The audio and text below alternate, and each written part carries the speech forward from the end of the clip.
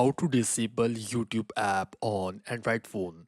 Let's get started guys. In this video, I'm going to show you how you can disable or remove YouTube on your phone. You have to just click on the YouTube app long press.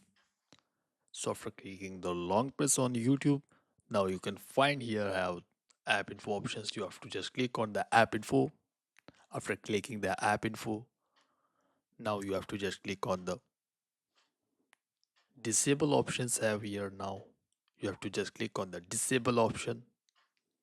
So after clicking the disable option, now you can find here disable app options.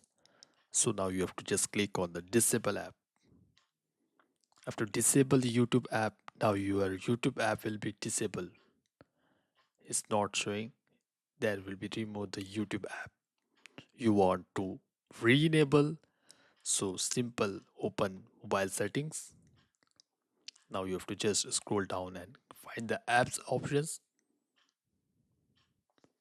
After find the apps options, now you have to just open the search bar and search YouTube app and click the on YouTube app. You want to re-enable on YouTube, reinstall. So now you can see here enable options. You have to just click on the enable options. So your YouTube will be enabled it.